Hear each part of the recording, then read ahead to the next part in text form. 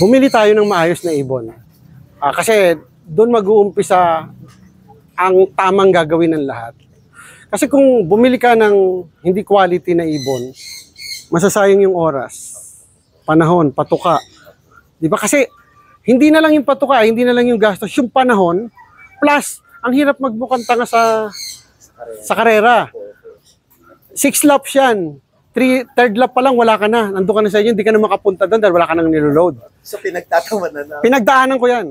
Kaya ayoko rin hanggat maaari. Tapos, kung bibili kayo ng ibon, doon kayo sa mga pansir na nananalo. Alam nating nananalo. Kasi ibig sabihin, kung nananalo yan, yung gano'n man karami ang ibon yan, nandun yung winning line. Plus, doon sa mga newbie, magastos po mag-ibon. Pero malaki ang balik. May mga time na pag sinuswerte ako, nakakabenta ako worth 300,000 sa loob ng isang buwan. Grabe. Oo. So bali, kaya lang, po talaga. kaya lang, hindi madaling gawin yun. Kailangan mo manalo. Dapat meron kang full selection ng mga lines na maaayos para hindi ka rin masira. Pag may bumili sa'yo, babuyback uli yan. Marami na sa akin nagbabuyback. Tsaka ang kondisyon ko sa bumibili sa akin, pag ayaw mo na sa ibon ko, babuyback ko sa'yo. May buyback ako. Ay, sawa naman ng Diyos, wala pa nagbabuyback. Actually, merong isa na tropa, sir, magtatanong sa akin, sir, yung ibon mo nabili sa'yo, binibenta. For whatever reason, hindi ko alam. Ako na lang ang bumibili. Gusto ko siyempre, matured na yun Jackpot pa ako. Magkano? Nakay nabili sa akin. Kasi baka hindi lang nila alam gamitin. Tsaka yun, kung bibili kayo ng ibon, umalbor ka din ng sistema. Kasi kami mga fanshier, may kanya-kanya kaming sistema. Pero at the end of the day, kung titingnan mo naman yung sistema yan, pag nagsalubong, halos iisa lang din. Kaya lang kasi magkakaiba kami ng line na gamit. Magkakaiba kami ng kapasidad gumasto sa ibon. Yun yung big difference At saka isa pa, sa mga newbie, kung gagawa kayo ng utang na loob, lakihan nyo na. Dahil pag nilitan nyo yan, next year, i-improve mo yan, lalakihan mo. Next year, i-improve na naman, lalakihan mo na naman. Isa gastos na lang. Kaya itong mutulop ko, nilakihan ko na. Pero actually, naliliitan na naman ako sa kanya ngayon. Nakita mo yung inakyata natin doon? Yung nakita mo yung inakyata natin, i-expand ko pa yun doon. Dahil walang hangganan ang kaadikan sa pag-iibon. Pero masarap maging addict, masarap kasi kung ikaw, kaya normally kagat sa mga lalaki ang pag-iibon. Kasi yung challenge. Mahilig tayo mag-accept ng challenge So, kung kayo mga newbie at gusto nyo nang accept ng challenge, more than chess game to. Maraming move. Kaya lang, iwasan nyo yung mga chikadora, mga chismosa na mga anay na sumisira sa industry ng pag-iibon. Sana iwasan nyo yan. Kasi yung iba, ang normally naman na sumisira sa industry natin, yung mga hindi na nanalo Mga 3 years, 5 years, wala.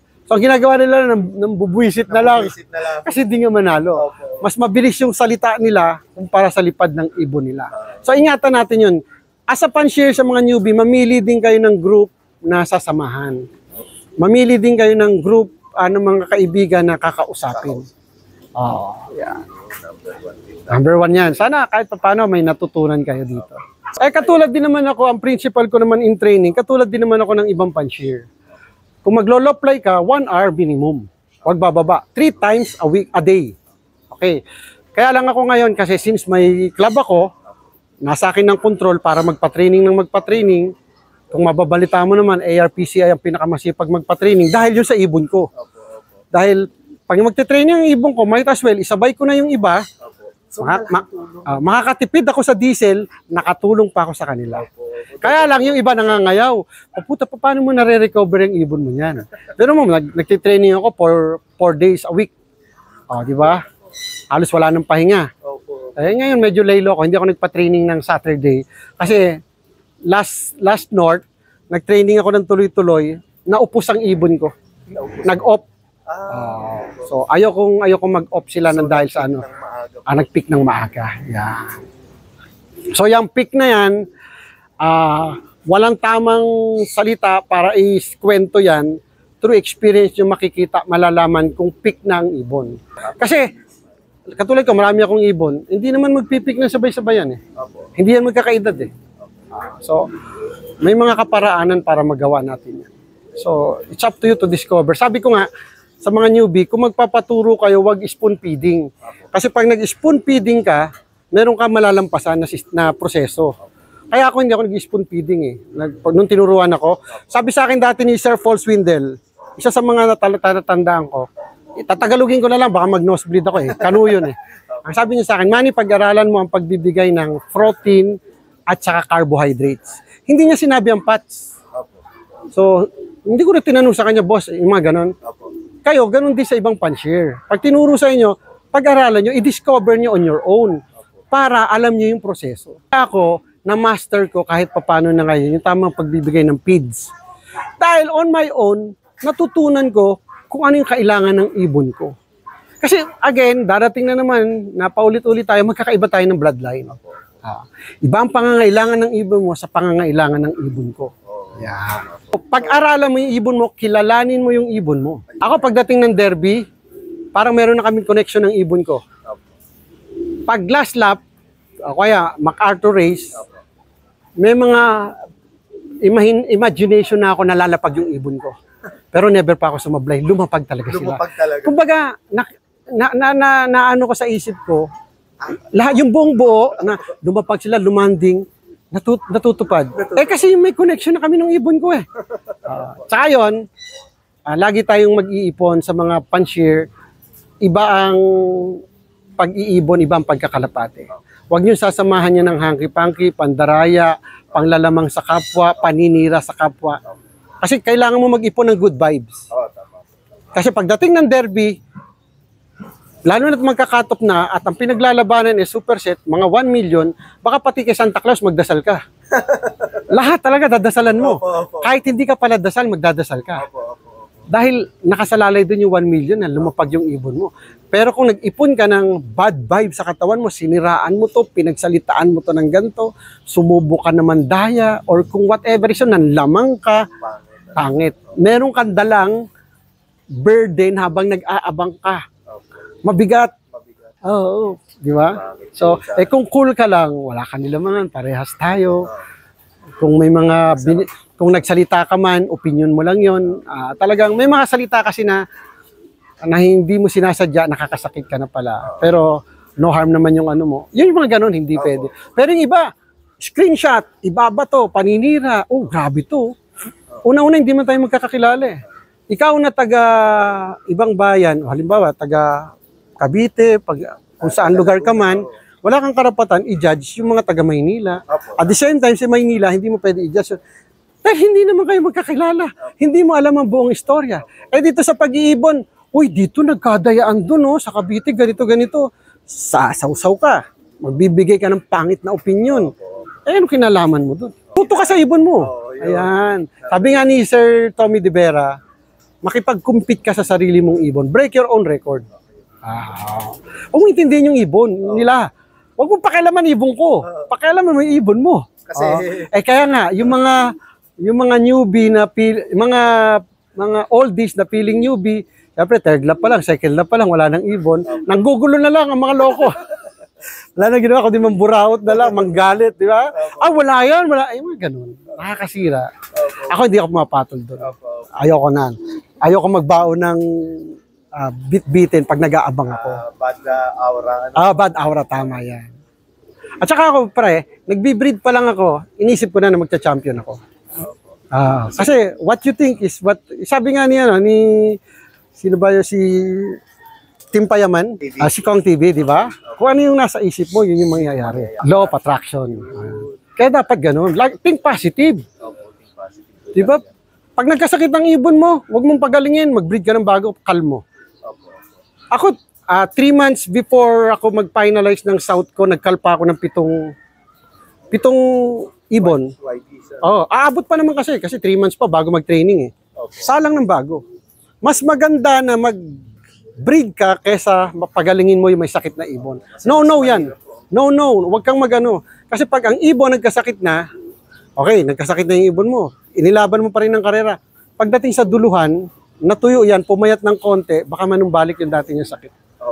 Di ba? So, hindi yan makakauwi. Fresh. Kaya ako, ang taas ng confident ko na baka manalo uli ako yun or mananalo uli ako ngayon kasi ang ibon ko never nagkasakit. Yun ang palatandaan ko na magpe-perform ang ibon ko dahil hindi sila nagkasakit. Kasi sa dulo nagkakatalo talaga. Ang tunay na karera, may karera sa liparan. Pero ang karera nasa loob ng loft mo. Meron kang 6 days para i-recover ang ibon mo. So paano mo lalabanan nyo na after 6 days, mape-prepare mo ng maayos yung ibon mo. Pag nag-off na yan, wala ka na. Kahit anong galing ng ibon, kahit anong bilis yan kung hindi naman makakalipad. Kaya ang karera nasa taas at saka nasa loft mo. Malaking competition yung proper recovery tapos overall system sa loft. Overall system sa loft from breeding to flying lahat nandun. Overall. Kung prepare mo yan, kung nag-produce ka ng healthy na inakay, all throughout healthy yan. Hanggang sa dulo. Preparation. So talagang napakalaking factor ng overall system sa loft. Ako kahit pa paano nakapag-produce na. So yun na lang yung pinapalo namin. Ini-improve ng konti, pero hindi ako lalayo kung saan ako system na nananalo. Yun at yun din. So bali idol, matanong ko lang din po. In case po ba na may mag-inquire ng mga newbie, kayo po ba ay nag-out ng mga linyada nyo po dito? Ayun. Mura ako mag-out. Opo. Mapapamura sila sa presyo. Mura ako mag-out. So napag-uusapan po. Yung bilhan mo ako ng ibon, napakalaking karangalan na sa akin. Lalo na yung mga newbie. Opo. Ay nako, grabe. Akin dito na taga Pampanga, halos pamigay ko na lang yung ibon. Binili pa yung 10K banded ko. Hindi ako makatanggi. Yun yung kursunada niya Opo. Hindi ako makatanggi talaga. So, dito na po. Natutuwa naman ako kasi ibon ko yung gagamitin mo Yung kasiyahan na mabigyan mo ng chance yung ibon ko na payabungin dun sa sarili mong loft, di ba? So far naman, marami naman nananalo. Maganda. Oo, lalo na mga newbie. Nako, napakaraming gift bird. Merong isa sa akin bumili dito, taga-Tagig. Natutuwa naman ko, naka-8 ibon na yata. Pero nakailang free na rin ako sa kanya. hindi naman, walang panshir na mahirap kausap sa ganyan. So bali ayan, kung gusto nyo mag-inquire kay Sir Manny Zamora, so bali ito, naka-flash sa screen yung kanyang Facebook page. So bali, kausapin nyo, napakadaling kausap. Ayan, so mabibigyan kayo nung talagang proven and tested na mga Wikika lines, NMAX, ano po, idol? Wikika. Wikika. Normally naman ang line na nandito sa akin, Stitchelbout, Kuipers, marami. Hindi ko naman sabi, mga Egayap, meron din ako Benito Goke, marami. Opo. So ayan, lahat naman yan ay proven and tested. So talagang maaasahan lalo na sa mga hard races. So bale yan, kontakin nyo lang si Idol Manny Zamora sa kanyang Facebook page.